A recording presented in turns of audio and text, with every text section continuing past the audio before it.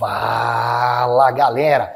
Pedrão, se tem uma matéria que vai me derrubar na Caixa Econômica Federal, é estatística. Essa não tem jeito. Probabilidade estatística é o meu trauma. Irmão, calma, vamos entender esse problema em duas etapas.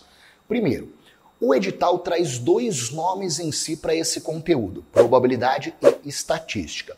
Os dois trabalham de forma um pouco diferente, vamos concentrar aqui na ideia da estatística descritiva, aquela estatística clássica.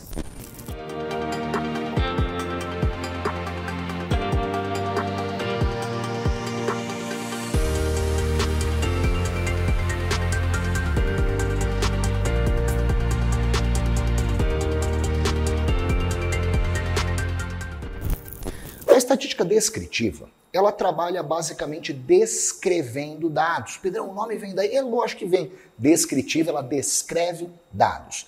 E se você está começando a se preparar nessa matéria, a primeira coisa que você tem que fazer é entender como esses dados vão ser descritos, já que a prova pode trazer eles de várias formas diferentes. Eu posso ter uma tabela de frequência, onde para cada dado eu vou ter a frequência associada a ele. Pode representar isso como um gráfico de barras em que você tem para cada valor uma pilha, uma barra proporcional à quantidade de dados ali. Isso pode aparecer como um rol, que é basicamente quando o examinador mostra para você todos os dados um a um, uma tabela de distribuição de frequência que apresenta a frequência em intervalos, um histograma. Então, estar familiarizado com tudo isso é importante para que você consiga ler os dados na sua prova. Tá, Pedrão, e onde eu encontro esse conteúdo? Você encontra aqui, meu irmão, no canal do YouTube do Que Concursos, onde a gente tem lives semanalmente, inclusive eu já gravei lives sobre todas essas formas de apresentação de dados. Então, se tá perdidão, corre aqui que tem todo o conteúdo que você precisa.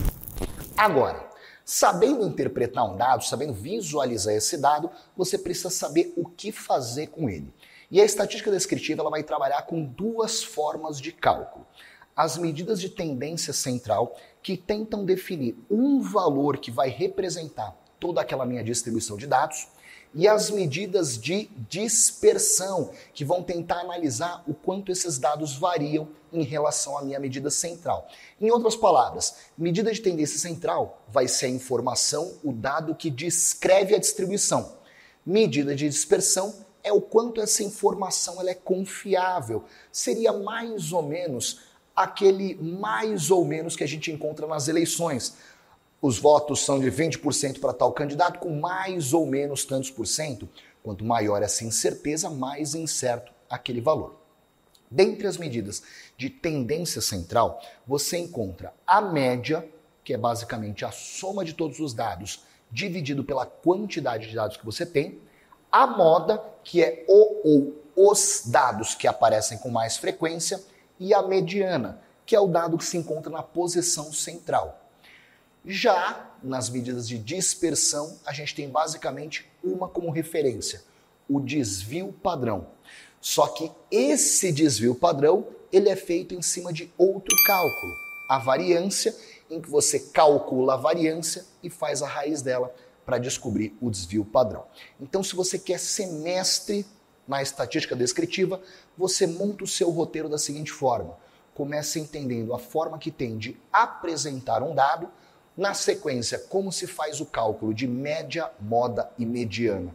As nossas medidas de tendência central, por fim, o seu estudo vai para o cálculo de variância e desvio padrão, que são as medidas de dispersão.